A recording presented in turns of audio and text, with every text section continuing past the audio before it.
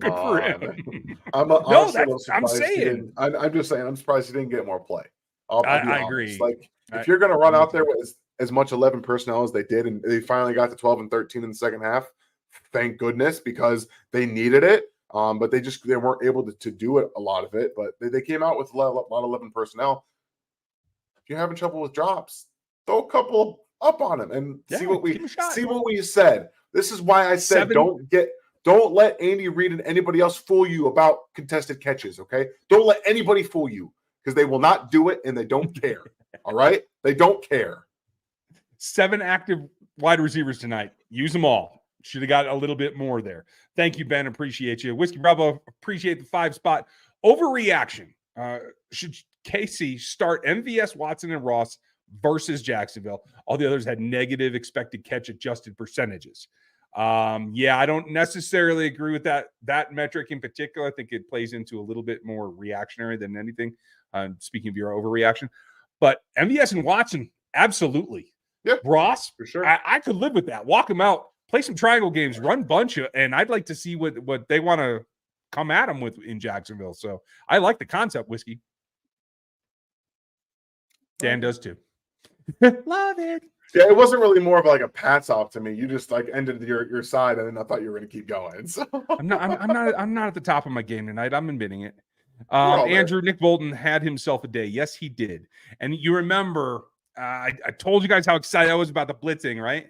Well, Nick certainly showed it. David Montgomery ain't going to forget it anytime soon, right? No. That was a nice little maneuver.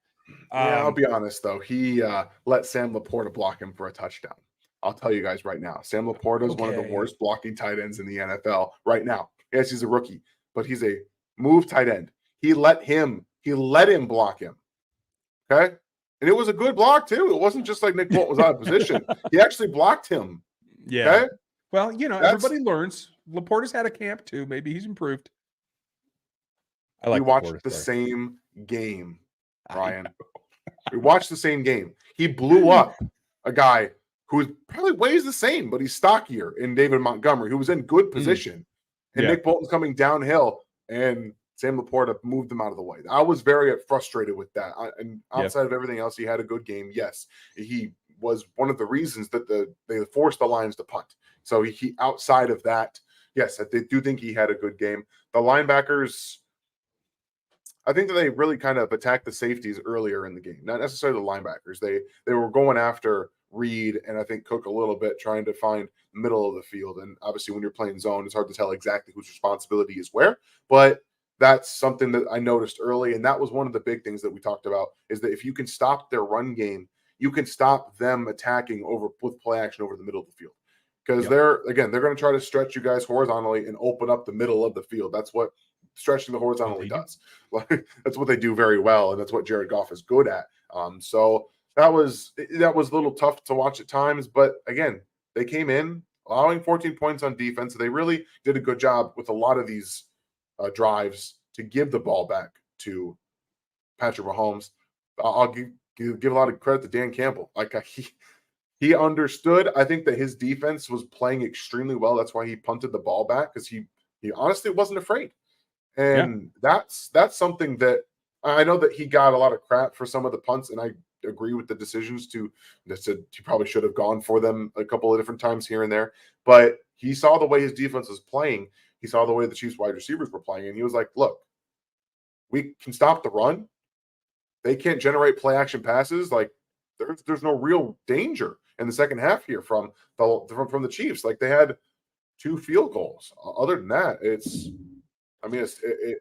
hats off, man. You give credit where it's due. It was not as formidable as you want it to be. I'm completely with you. It was not as formidable as you want it to be. I'm going to run some stats here, but I got to plug in a laptop. So, Jake, I appreciate you for the 5 spot. Why did they play Tony if he hadn't been really practicing? And they could have given Ross those snaps, considering he had chemistry with Mahomes. He did, but they do line up and do different things. Justin Ross cannot run a complete route tree as Kadarius Toney can. It is not a 1-for-1 replacement. No. But I was impressed. I saw what I was hoping to see from Rashee Rice. I saw some of the sit-down routes. That one that he had a nice, I think it was like a 16-yarder. It was because he sat in the middle of the field where he's supposed to be like Juju did, running opposite what Travis would normally do were he out there. And then he actually reacted to the quarterback